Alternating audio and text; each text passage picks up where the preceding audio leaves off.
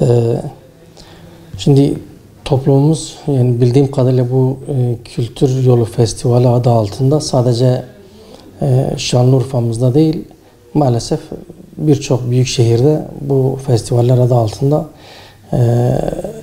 sözde Kültür Festivali adı altında farklı programlar yapılmaktadır. Öncelikle yani başta şunu belirtmiş olalım ki sözde Maliye Bakanı bir tasarruf paketi hazırladı. Bu tasarruf paketinden sonra yani normal ihtiyaç olanın dahi minimize edileceği intibası halkta uyandı. Ama tasarruf paketi normal açıklanması bile dağ fare doğurdu intibası maalesef sonucunda bu şey çıktı ortaya. Şimdi bu tasarruf paketinin ardından böyle bir Kültür Yolu Festivali adı altında halkın malını bu tür şeylere peşkeş çekilmesi özellikle bu kriz zamanında gerçekten yani bu ne turşu bu ne lahana misali gibi, pasta yoksa ekmek yoksa pasta yiyin misali gibi bir şeye dönüştü. Yani adeta insanların aklıyla dalga geçmek gibi bir şeydir bu. Yani bir diğer husus israfın yanında aynı zamanda bu sözde yapılan kültür yolu festivallerinin kültürle ne kadar alakaları var? Bence bunların da hani tartışılması gerekiyor. Yani verilen reklamlarda şahsen o festivallerin hiçbir yerinde ben Urfa'yı göremedim. Ya da Gaziantep'i göremedim, Şahin Bey'i göremedim, Şehit Kamil'i göremedim. Burada 12 adamı göremedim. Yani sadece böyle eğlence, yeme, israf bunlardan ibaretse bunun ismini farklı bir isim adı altında bari halk bilsin. Yani halkın kültürlerini, halkın değerlerini yansıtmadığı aşikar bir şekilde yani açıklanabilmesi gerekiyor. Bu noktada yani geç kalınmış bir şeydir ama tekrar söylemiş olalım, bunun acilen iptal edilmesi gerekiyor. Buraya harcanacak olan paralar ya Gazze'li kardeşlerimize gönderilsin ki orada insanlar açlıktan ölüyor. Yani böyle bir dünya düzeninde de yaşıyoruz. Ha diyelim ki oraya gönderme imkanınız yok ya da göndermiyorsunuz. O zaman buradaki mazlum, gurebanın, fakir fukaranın hakkını yemeyin. Bu fakir fukaranın paralarını onlara verin. Yani mesela malumunuzdur bizim hani dernek aynı zamanda yardım kuruluşu olan bir derneğimizdir. Bize şu anda başvurudan bulunan insanlara yardım etmede yetiştiremiyoruz.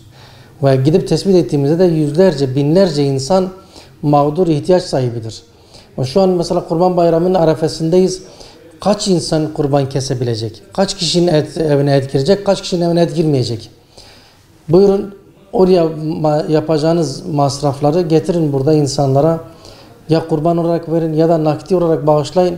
Belki adam kendine kurban almaz ama bir çocuklarına bayramlık alacak yani. Bunun acilen ivedi bir şekilde iptal edilmesi lazım. Ve bu yanlıştan dönülmesi gerekiyor. İsrafın yolunu sadece tasarrufu zeminden yani halktan aramamak gerekiyor. Vergilere yüklenmemesi gerekiyor. Başta kendilerinden başlaması gerekiyor. Ki zaten bu zurnanın en dip noktasıdır. Öyle söyleyeyim. O kadar yani absürt bir şey. Bir taraftan açıklaması yapacaksın. Tasarruf paketlerini açıklayacaksın. Ekonomi düzeltme namına vergilere sıkı bir düzenleme getireceksin. İnsanların IBAN'larını artık kontrol altına almaya çalışacaksın.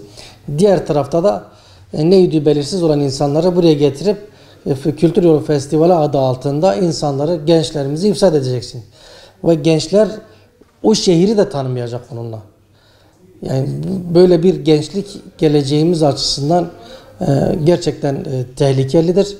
Ve bu yanlıştan acilen dönülmesi gerekiyor. İnşallah yani temennimiz odur ki bugün burada başlandı biliyoruz. Fakat yanlışın neresinden dönülse kârdır. Bugünden itibaren acilen bence iptal edilmesi gerekiyor. Bu sadece Şanlıurfa için bunu söylemiyoruz. Bunu Gaziantep için de söylüyoruz, Adana için de söylüyoruz, İstanbul için de söylüyoruz, Van için de söylüyoruz, Diyarbakır için de söylüyoruz. Yani Urfa peygamberler şehridir. Hangi peygamberi yansıtıyor bu kültür festivalinde? Acizane bir sorumdur. Cevabı varsa buyursun söylesinler. Diyarbakır sahabeler diyarıdır. hangi sahabeyi yansıtıyor bu kültür festivalinin neresinde sahabe var? Yani Gaziantep Şahin Beylerin yeridir ve yine peygamberlerin olduğu yerlerdir. Buyurun orada hangi sahabeyi ya da hangi kahramanımızı yansıtıyor? Anlatsınlar. Yok. Yani yazıktır. Gerçekten yazıktır. Milletin hem parasına yazık hem kültür isminin bu kadar yozlaştırılmasına da yazık.